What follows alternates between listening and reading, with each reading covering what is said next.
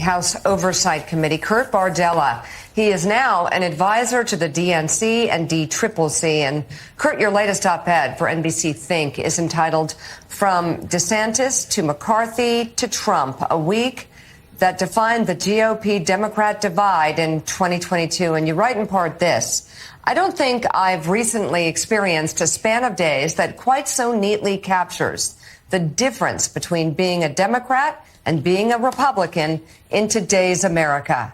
Biden spent last week defending freedom and democracy on the world stage, while his predecessor defended himself from allegations of fraud and claims that he may have compromised national security.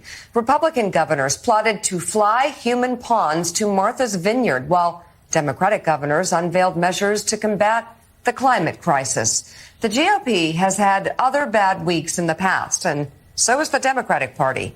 And to be fair, last week wasn't the most dramatic week for the Democratic agenda. Just politicians and officials collaborating, ideating, and brainstorming solutions at the local, federal, and international level, which is precisely the point. Neither side is perfect, but one side is trying. I left the ranks of the Republican Party because I was worried it had fundamentally lost its way.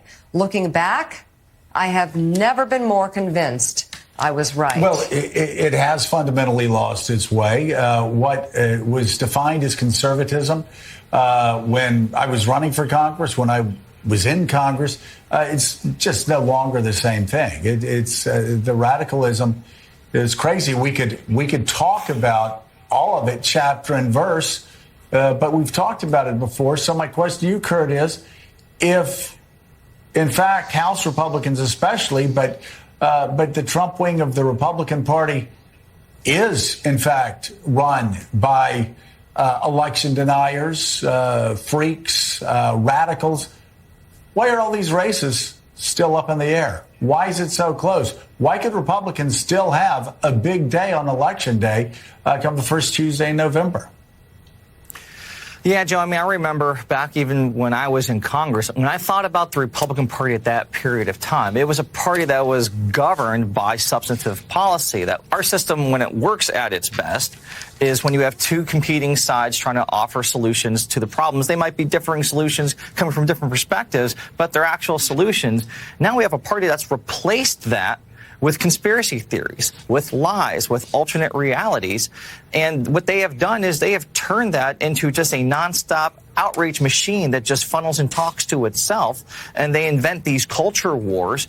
Meanwhile, we're left trying to actually fix the problems, but we also then get assigned with a lot of the blame for the problems because we're the only ones participating in that conversation. I think the challenge of this election, in part, is that combination of things that we inherited, the COVID crisis, an economy on the brink and teetering, businesses not sure where their next payroll was going to even come from, and the global pandemic. And now we've put that aside. We've saved the economy. We've gotten things done. We've passed the Competes Act. We've passed gun reform. We've passed things that people didn't think were possible, that are historic in nature. But all the while you have Republicans continuing to gaslight and continuing to use invented and fictitious grievances to try to dupe and fool and grift the American people into seeing it their way. So, Kurt, let's talk about the aforementioned Tim Ryan in Ohio and the way he's conducted his campaign.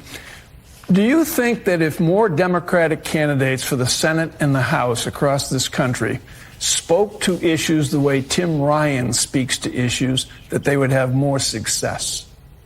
I think that the campaign that Tim Ryan is running is one of the model campaigns that all Democrats should be paying attention and should be modeling for themselves. You have to meet people where they are. You know, I spend a lot of my time, my other life, in the country music space, going to different parts of this country, seeing people where they live, where they are, their communities, how they interact and talk with one another. We have got to get out of that Beltway speak, that Beltway mentality, and realize that most of this country lives between New York and California. And the way that they view the world and the problems and challenges that their families face is very differently than a lot of us here do. Tim Ryan's done an astounding job of talking to people in a very relatable, approachable, understandable way. And I think it's a model campaign that a lot of Democrats should emulate.